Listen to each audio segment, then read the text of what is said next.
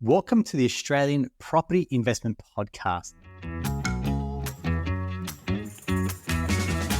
G'day everyone, welcome back to another episode of the Australian Property Investment Podcast. I'm your host, Aaron Christie David. I run a mortgage broking business called Atelier Wealth, where we specialise in helping property investors start out and scale up their property portfolios. And the centerpiece of that is making good quality, confident property decisions. So that's the premise of why we do this show week in, week out. And we also bring in special guests because they've either been there, done that, and most importantly, they're willing to share their knowledge and their journey as well, which I think is invaluable. Today's guest, I'm sure you're going to be blown away by what he's achieved at a very, very young age. Someone that works with an industry legend in the way of your property, your property empire, is it? Yeah, your empire, yeah. Chris Gray. So if you know the name Chris Gray, you know his protege, which is James Brown. Hey, James, welcome to the show. Thanks for having me on, Aaron. Looking forward to it. Mate, we've got plenty to chat about, but before we do, we were just speaking before, you just finished your corporate fighter event, which is something that I've done in the past, so alumni. Yes. How was the training and how did you go? Hard work, a lot of discipline, turning up to training 4 or 5 times a week. Yep. Obviously the fight night, a lot of nerves. Yeah. But one of the greatest experiences I've done, definitely. So lots of fun. Isn't it just like the total analogy on life? And I'm not drawing a long bow here, but you kind of go, mate, you've got to have the right mindset. You've got to have the right training. You've got to have the right diet. You've got to have the right team around you. You've got to have an ability to believe you can win. You've got to have the right support network as well. Put in the work. There's no shortcuts to jumping in the ring. You've actually got to do the work technically, but also mentally as well, right? So, absolutely. It's all those things. It's the same for anything, business, sport, for people that play sport. It's the same thing. So a very valuable experience, not just because of, I learned how to box and got myself pretty fit, but I think you can carry those skills into other areas, which is very important as well. Well said. That investment, whether you choose to do something like that, whether you choose to do a personal investment seminar, workshop, whatever it is, any person in my chats that I've had, and I'm really fortunate to have these chats in the podcast, anyone that's gone to achieve success, particularly in property, has done some level of self-development. They've invested the time, the energy in themselves. And I believe that's where your own kind of journey started, which is you want to get into property. You've had a chat to Chris. He's like, go and do a course, come back, have a chat to me. You've gone and done that. You're like, hey, mate, I've done the course. Now what? And it's like, I'll work for you for free. That's almost music to every business owner's ears, which is I've got someone that's young, hungry, ambitious that wants to work for me for free. But then you've kind of gone the next step, which is you've proven that you've got runs on the board. You've taken action yourself, which is gone and buy your own property, for example. And now you've got this ultimate apprenticeship under Chris. And we'll talk about it in a second, but kind of go back in your journey. Take us through the James Brown story, mate. You're a young bloke. You've already got a book here. And you bought properties yourself. So, mate, as we unpack your story, there's a lot to get through, but take us through in your own words, mate, how this journey's unfolded for yourself. Yeah, so I guess it started when I finished school. So I finished school in 2018. I'm now 23 years old. Yeah. So finishing school, I was like everyone else. What do I do? Do I go to university? Do I, do I do a trade? Do I try and get a job? But one thing is I always knew I wanted to invest in property. I wanted to build my wealth. I wanted to ensure that I could set myself up financially for the future. Yeah. So one of the things I did was obviously educated myself. A lot of that was watching YouTube videos, reading books. Chris Gray, as you mentioned, he was a host of Sky Business News. Yeah. He had a TV show for property on there. So I just reached out to him. He actually gave me a call, or I gave him a call, and he said, one of my friends is doing running a property course. It starts the next day, a 3-day course. I think it cost me maybe $3,000 or $4,000. He's like, if you can go and do that, we can catch up for coffee afterwards and go from there. And I thought, $3,000 or $4,000 is a lot of money for an 18-year-old kid. I might have had, say, $10,000 at the time or whatever it was. But I did do that, made the decision quite quickly, did the course, had coffee with Chris, essentially then started working for him part-time, 1 day a week, offered to work for free for a period of time, which worked well. But then that transitioned to working part-time for him whilst I was doing other jobs as well at the time. Isn't it incredible, mate? It's the power of taking action, right? Like if you probably had more time, you might have convinced yourself not to. Definitely. Like I'm going to give 33% of my savings on a course which no guaranteed outcome. But you almost got a gun to your head and you're going, well, I've got to make a decision within 24 hours to embark on this journey. And you've just gone, yep. And yeah, it's literally like that. Yeah. I think if I had more time to think about it, you would have come up with an excuse. And Right. it's the same for anything. There's always a reason not to do something. Yeah. With investing, but yeah, absolutely. Well done. So as a young guy, 18, for example, what were those trade-offs in life? 10 grand, you could have gone traveling, for example. You chose to put that into a course and then ultimately study. Was there part of a greater plan here, or are we just going to kind of build a plan as we're flying it? Take me through your decision-making. Yeah, so at that time I was obviously working part-time for Chris, maybe 1 or 2 days a week. Yeah. I was studying university, full-time technically, but as everyone knows, that's usually only 1 or 2 days a week. You do it at night. Yeah. However that works in with your schedule. I was working at a pub, again, a few days a week, doing labouring for my dad. He's a builder. Okay. So doing that a couple of days a week. Yeah. Rugby coaching, cricket coaching, all these different part-time jobs. Yeah. And a lot of that was obviously to get that deposit, but also get that servicing to a point that, I could buy a property. Well done. But it was a lot of hard work. You're working to the pub until maybe 12 or 1 o'clock in the morning. Yeah. Rugby coaching at 5 or 6 or probably up at 5 a.m. to be there at 6 a.m. Yeah. So there was a lot of that. But again, I only had to do it for a year or two. Yeah. I didn't do any traveling. So again, I've only gone overseas twice. Yeah. I think when I was about 15, I went on a cricket tour. Yeah. And then last year I went to Bali for a few days. Well done. So I haven't done the Europe gap year. But I guess, that is that trade-off that you just spoke about. And I think even in here, when I was flicking through the book, Tim Gurner's comment, I bought property, but I wasn't spending $14 on avocado and toast and $4 coffees. There is sacrifices. I think everyone that I've had a chat to in the podcast, Trinity in our team, had a chat with Eddie, another client, for example, it's the same thing. I've had to give something to get something as opposed to I'm going to have it all and buy property as well. Like there's something that's got to give. Absolutely. Yeah. It's that delayed gratification. Yeah, nice. Europe, I say, mate, Europe will always be there. America will always be there, mate. And when you got more money, you can enjoy it more. That's right. That's right. That's how I look at it. You can backpack your way around it. Sure, that's a great way to do it. And it's an economical way to do it. However, you could stay in Airbnbs or hotels and enjoy it a little bit more as well. And that was the exact thought process at the time was I can go to Europe now on a budget of $10,000 for a few months, or a couple of months. I don't know how long $10,000 lasts, but inflation, mate, it'll probably last you about 2 weeks, I reckon. Probably now, yeah. But that's the whole thing. Whereas now, if I do it all in a year or two, I can enjoy it a bit more and don't have that stress about it. So, and you're property back to that stage. So you're not going, look, in the back of your mind, I'm like, I'm spending this money. It could go towards a deposit. It's almost eating away at your enjoyment, for example, or someone's in your ear, maybe a parent going, that's silly money. You could be spending that on a house and instead you're going to Europe. And I'm not saying that it's right or wrong. All I'm saying is you've got decisions to make when you've got finite resources and you've chosen to make this decision and you're going to be the beneficiary off the back of that. Well, you've got to look at what you value and what you care about. For me at that time, that's what I valued was finances, building a bit of a business, obviously that whole wealth creation thing. But some people who love traveling, travel. If you want to go hang out with your mates, go do that.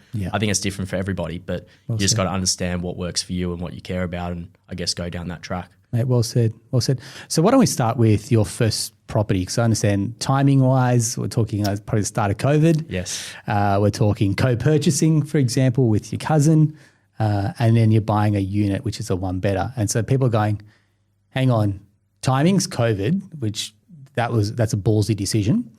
Co-purchasing with a relative, okay, that's another grey area or a big decision to make. And then buying a unit, for example, where most people say, go and buy land. So take me through this decision to buy your first and how does this all kind of unfold for you, mate? Yeah, absolutely. So as you just mentioned, I bought my first property with a cousin who's also quite a close mate of mine. We're, 2 or 3 weeks apart in age. Beautiful. So growing up together, played sport together, school together, all these different things. And my whole thing was after working all these part-time jobs, for a year or 18 months, however long it was, I couldn't get that servicing or that deposit to purchase something in what we consider a blue chip area and that's aligned a lot with Chris's strategy. Yeah. So why not go somewhere cheap? I'm purely not. I love what you've done. So but someone would go, well, why not go somewhere cheaper out in the sticks somewhere?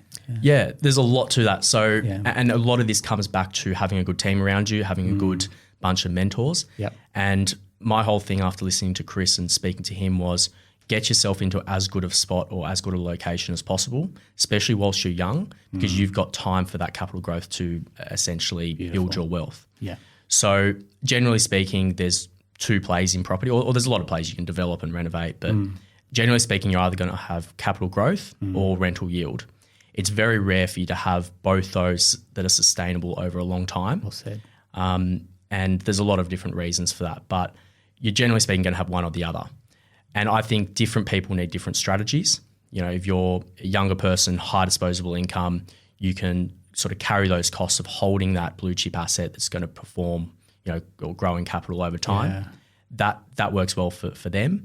But again, if you're maybe someone in their 60s or 70s who, you know, that $1 million property going to $2 million isn't as important as getting cash flow in every week. Yes. So it's just about understanding the person and what works for them. Yeah. So for me at that time, it was, how can I turn that, say, $350,000 or $400,000 that I could afford? How can I turn that into $800,000 and continue to build that? Because again, an extra couple $100, you know, a week in my pocket or whatever that would be on a cash flow or high yield strategy, that's not really going to change my life. I love it. Chances are I'd spend it anyway, you know. I love that you say that, because quite often I'll speak to people and they're earning six figures and they're like chasing yield and cash flow for the extra, I don't know, $80 a week. I was like, mate, you're earning $100,000. What are you worried about the extra $80 a week? Now, it might help from a serviceability component. But if that property is not increasing, you can't pull the equity out, you're what I call the frustrated investor, which is you've got borrowing capacity, now you're lacking equity, so you maybe have to rely on savings to try and buy the next investment property. Whereas what you're saying is, why doesn't the property do the heavy lifting in terms of its growth for me, then go and buy the next one as well, right? Yeah, absolutely. Yeah, well done. And that's the generational wealth you want to build. And like you said, you know, someone who's on six figures, extra $80 or $100 a week or whatever it turns out to be in their pocket, the chances are you're just going to spend that. And it's the same as when people's incomes go up. Yeah, it's very much, it's very easy to, instead of have the $50 dinner, you have the $100 dinner, which then goes to the $200 dinner. I'm glad you say that. Yeah, you'll spend your pay rise before you actually materializes. I mean, when my lifestyle was 50K, when I earned 50K, my lifestyle was 50K. When I earned 100K, my lifestyle is 100K. When it's 200, it's scaled lifestyle. So as your income grows, you know, there's a nicer bottle of wine at dinner time and the restaurants aren't the local cheap Thai place. It's somewhere nicer, right? Yeah. So I think lifestyle creep is a real thing. And we speak about the holidays get better, for example, the cars get better. So it can find a way to spend. I was just reading Atomic Habits. I'm gonna butcher the name, but like it's the Deirdre effect or something. I'm not sure if you I've read the book, yeah. Yeah, so it just talks about how when you buy something new for your house, now that's brand new, that looks out of place. Then you need something else. You need the new countertop to go with it. And that looks out of place. You need the new furniture to go with it. And that's why I think there's a stat that when you buy a new home, 60% of people will buy a brand new car within 6 months. Really? Yeah. So just watch and observe that. So if anyone's listening and it's you bought a new house, now the car looks out of place because it's not new and shiny. There's always that next thing. Yeah, right. Always that next thing. I think, to your point, you're spot on around that. Is that really going to turn the dial on your financial plans, or is the capital growth more important? But then again, for someone who's in their 60s or 70s or someone who's got a family, they've got lower sort of income, and that maybe extra $100 a week helps them. And that's where there's no one right strategy for everybody. And I think that's important to remember too. Yeah. So your strategy, take me through what was the kind of the blueprint for your strategy under like Chris's leadership and you and your cousin? How does that work? Yeah. So essentially with that property, so we purchased 1-bedroom unit in Vaucluse. Yeah. And the whole thing, like I said before, was I couldn't afford to get in there by myself. Yeah. Neither could he. He was working full-time in the army. Obviously, I had multiple jobs at the time that was putting together all my servicing and deposit and all those fun things. Yeah. And basically, I went to him and said, let's do this. And he was quite keen. He'd been saving for quite a while to buy property. Yeah. And that's what we did. We bought that property for $750,000. I actually had that valued the other day at $985,000. Mate, it's what's that been? Probably just under 3 years, probably just under 3 years, and it's gone up. What's that? $235,000 or something. So take that 235. You split the equity in half, for example, and you're talking about 100 and what are we talking? 15,000 or whatever it is. Right, like 120,000, for example. I'm going to dare say you probably couldn't save 120,000 over 2 years, right? No. 2 to 3 years. Yeah, well done. Well done. Excellent. So then that property increase has then been able to help you buy your next one as well? Yeah, so a lot of what happened then with the next one was all of a sudden I'm, say, 20 years old. Yeah, I've got a property under my belt in Vaucluse and it brings a lot of credibility and a lot of, a bit of media attention, that sort of thing. So what I happened to do then was transitioned into more of a full-time buyer's agent role with Chris. Excellent. Yeah. I could bring a lot more value to the team because I had experience. I had property at 20 years old. Yeah. And then what happened was my income increased quite significantly, Yeah. which then helped servicing, deposit, all these different things for the next one. Beautiful. So probably, again, maybe 12, 18 months later, purchased my second property. This one was by myself. This was another one-bedroom unit in Cremorne. Yeah. Paid $770,000 for that one. So again, that just helped my brand, helped my business, which then in turn helped me purchase more property. Well done. And I guess most people go, oh, why like a one better? Why not a two better? Obviously, you're constrained by your income, your age, deposit, for example, asset selection. So are we going buy in a good area, and that will kind of that blue chip wealth effect is then going to rub off into that growth? Did you buy the right unit in the right block, for example, on the right street? Like, take me through, because not all one betters are created equally, right? Absolutely. Does it come with parking, for example? Like, what separates your one better from maybe the other one betters in the area? So the strategy we implement for our clients and that we implement for ourselves as well is very simple. A lot of people overthink these sorts of things. Of course they basically because it's a big decision. It's right? a big decision, yeah. but it's really simple, and it's hard to not overthink these sorts of things. Correct. As you said, correct. But it's very simple. Basically, the driver of price growth in any market is supply and demand. Doesn't matter if it's stocks, property, anything. Yeah. When you've got a low supply of something, you've got a high demand. That's what pushes prices up. Okay. So in these areas that we buy in Sydney, I'll use Bondi Beach as an example. Yeah. A lot of heritage, a lot of conservation, a lot of 3-story height limits. Yes. They're never going to build a 50-story building on Bondi Beach because the locals aren't going to be happy about it. Correct. So there's automatically it's fully built out, and there's that limit of supply.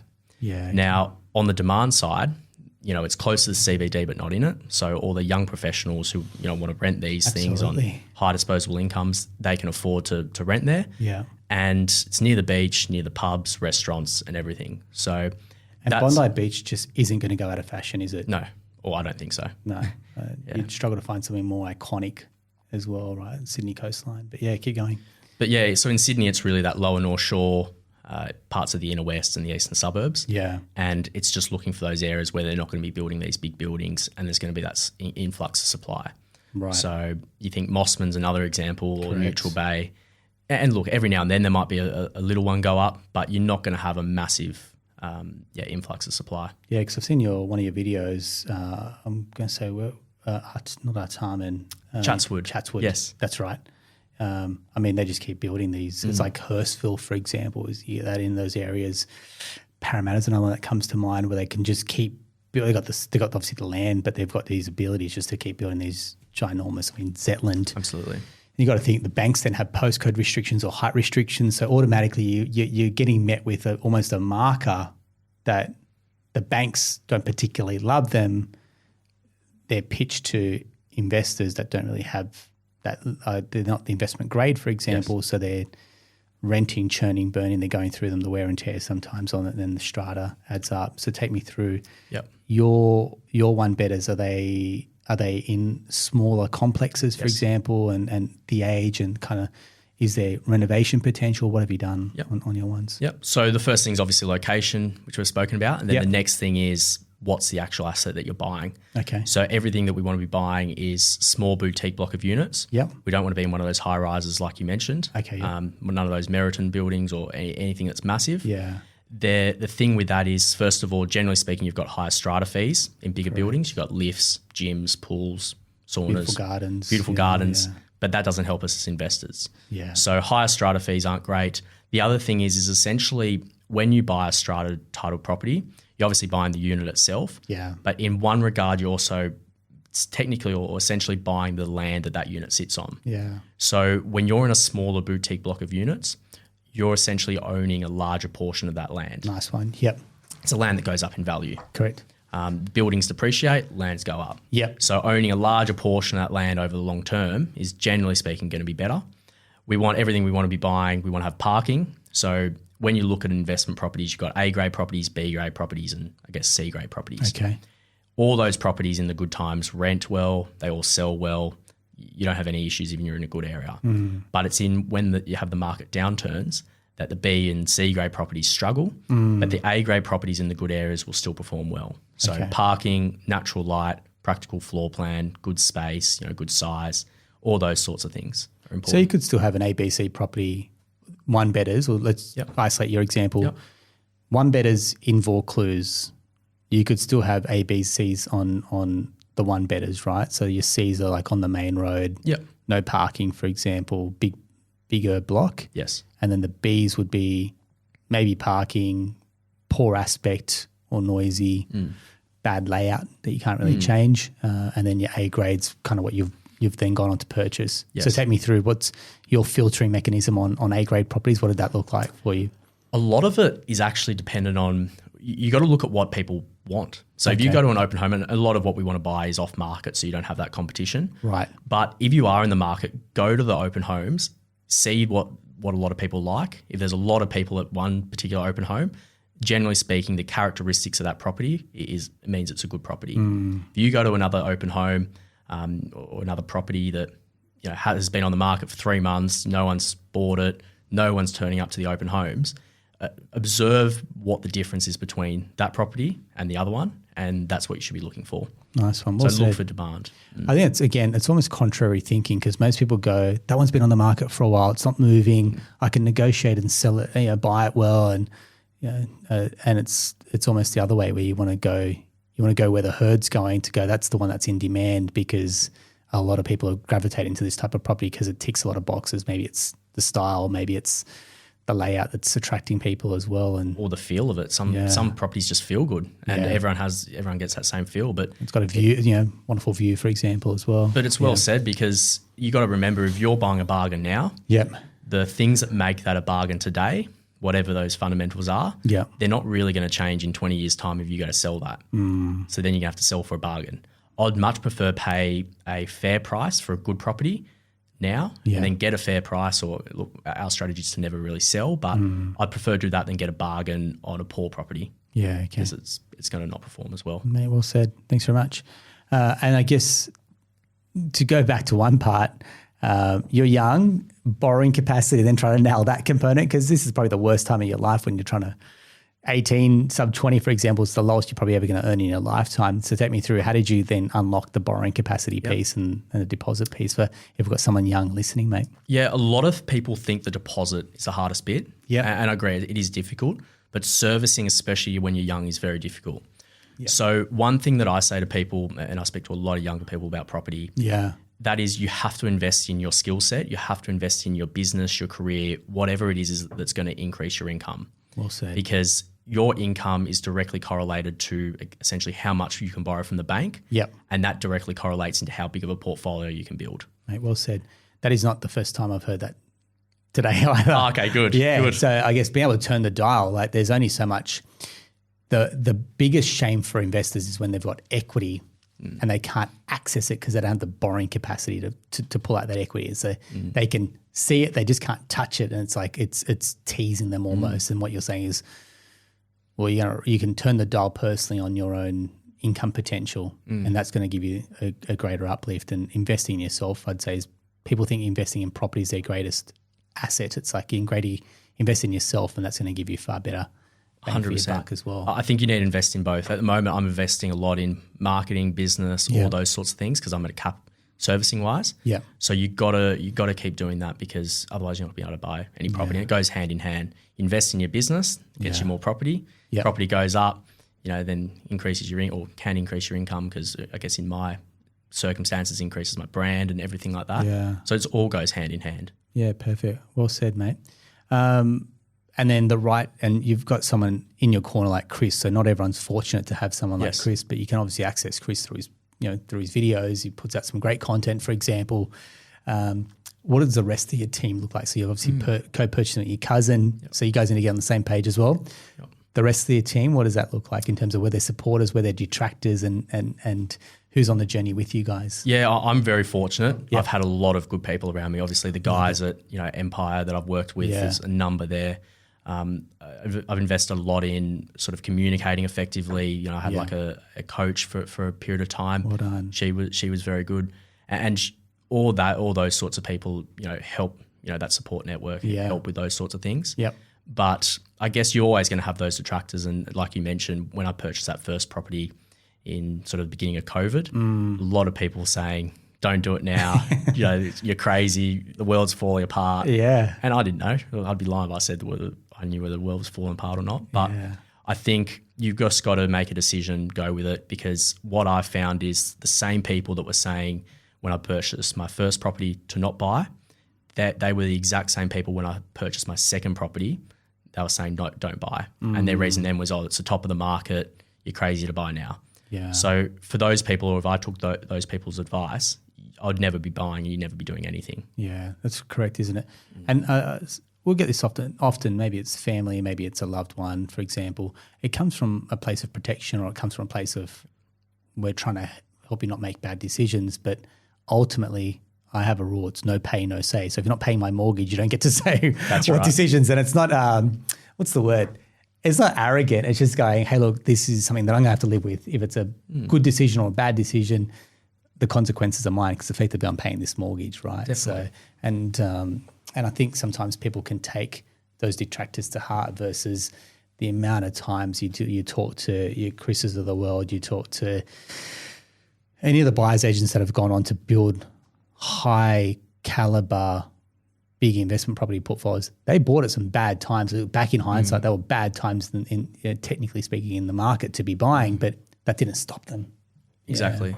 I think on that, when you're getting advice from people, especially for younger people, everyone wants to give you advice. They all want to be part of your success, which is a good thing, and it comes from a good place. Yeah. But it can get you confused. It's very easy. You got the media saying one thing, you got friends, family, the bus driver, the guy on the golf course. You got all these different people saying different things. So my advice to them is listen to it all, but then filter it all very quickly. Nice one. Don't let it all sit in your head, because you're just not going to make a decision. Yeah. Write it all down. Have a few people that are your really good advisors that you respect and you trust. But then also understand that their advice is coming from their place. Correct. And that's based on their experiences. Their experiences is completely different to yours. Yeah.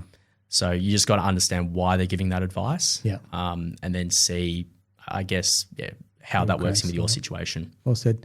You mentioned just being able to write it all down and get out of your head. Definitely. Something that you've done very, very well. So I'm not not plugging your book, but if you're watching us on the video, you'll be able to see it here. Mate, I was flicking through it before, and just some of the stuff that you've pulled out. For example, I know it talks about your journey, but there's a great quote. I think it's Mark Twain. Sorry, man, I'm just going to jump to it. I think I saw it here. Buy land, they're not making any more. Like you've got these like golden quotes in here that go hand in hand with, I guess, the reasons to buy property. For example, I often say this country, like there's a reason why people want to come and live in this country. Migration's at somewhere like 400,000. It's an attractive place to live, right? Like this, I've just got back from Thailand, and if I was to live there, I couldn't buy real estate in that country. I'd need to buy with a local. Someone can come to this country and buy property as soon as they're like on PR, for example. Like this country welcomes people open arms, and the ability to buy property.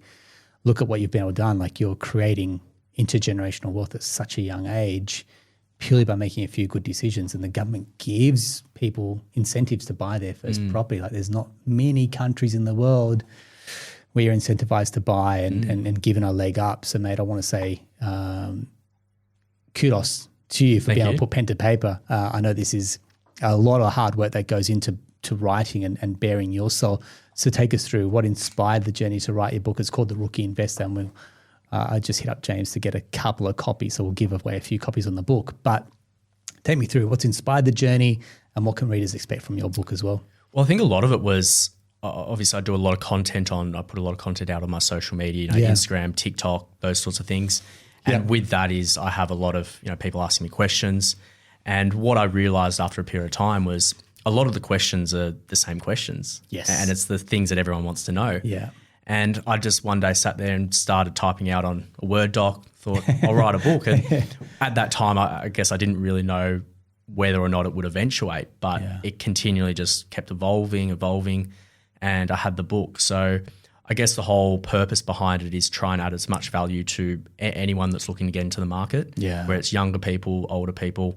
it details my story, but there's also a lot of tips there for, the process, because I remember when I purchased my first one, and it's easy to forget this now that I buy a lot of properties, but there's so many things that you wouldn't know. You wouldn't know what a 66W is. You wouldn't know, even with the finance approval, there's so many things there that you have to get right. Yeah. And I think something like that, it's probably only a 60 to 90 minute read. Yeah. And I think it's really good for people who haven't bought property before and they want to. Well said, mate. You're spot on. And I think the idea of like having something tangible, for example, and being able to absorb information. You talked about frequently asked questions. That's exactly how this podcast started. Really? Which was I'm getting the same question, and I'm having these conversations one-on-one, but sometimes because we're coming at our own clients with a lot of information on what they can retain or their ability to retain. It's like if I was going to go to the optometrist and they started rattling off all this stuff about my eyes, I'd be like, I'm only catching maybe a third of what you're saying here. And so that's why these mediums, I think, work, whether it's read, think, do, listen, depending on your style of learning, you're going to resonate with one or those. For example, like people can listen to this podcast at